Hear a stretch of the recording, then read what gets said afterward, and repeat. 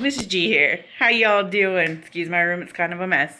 We are homebound now, but I just kind of wanted to touch base with everybody and give you a little perspective from my point of view as a truck driver's wife and the things that I did to support G while he was on the road and when he was out there by himself, and then also when I was out on the truck with him for almost 6 years. I'd always make sure that when he came home that the truck was nice and clean. He always said it had his little cleaning fairies. That was me. That was all me. Made sure that he had everything that he needed. Clothes, clean linens, snacks, plenty of Dr. Thunder stocked up in the truck. Anything that he needed, it was there in the truck within reach. You know, especially with him when he was by himself on the road.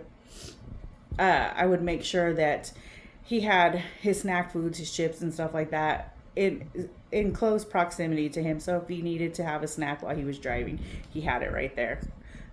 The Dr. Thunder fridge, because that's what I called it, it was fully stocked with a few other things in it. But also, you know, when we came to the decision, and I said that's a big thing, is that you guys both go into this with your eyes wide open. Your driver is going to be gone for long extended periods at a time, especially just starting out. And it's really rough. It's rough on the whole family.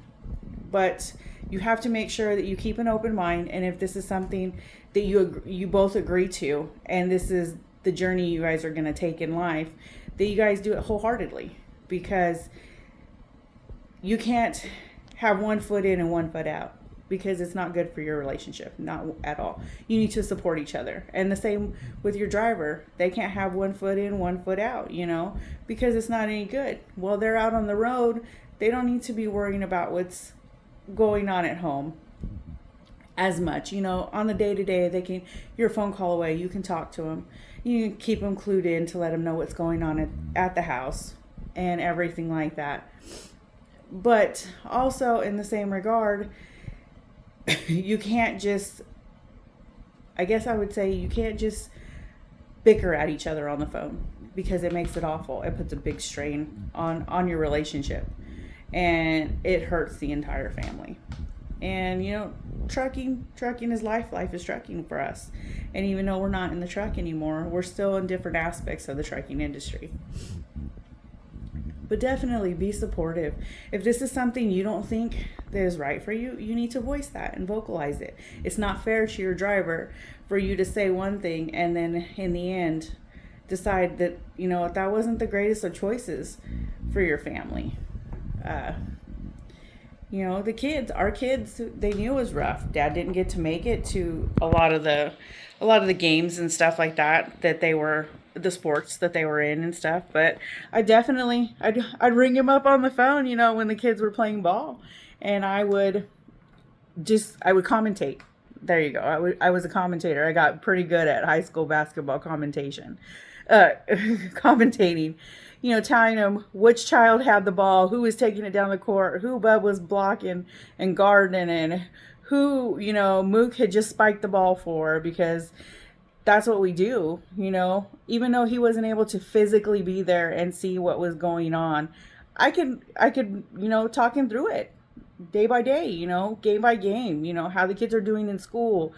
Keep the lines of communication open. That is a big one. You guys have to communicate with each other, because if you don't communicate with each other, again, it's going to strain your relationship and it's going to break down. You got to support each other. Got to be there for each other. And as well as your driver, you know, when your driver comes home, you guys got to get out and do stuff. I know you drivers have been out there and extended periods of time and drive, and you really don't want to do it when you get home. But you got to still go have that date night. Go watch a movie. Take the kids to go do something, because it's good for you. It's healthy. And you know, so you got to keep in touch with them, especially about their health, their mental health and their physical health.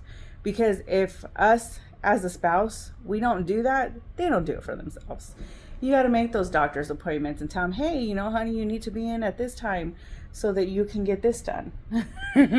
I know I'm kind of rambling on and on. There's a lot to go into detail, but the number one thing to support your driver is love them. Keep the lines of communication open. Talk things through. Don't, end things on a sour note when you get off the phone. Always make sure you guys work it out. Bye, guys.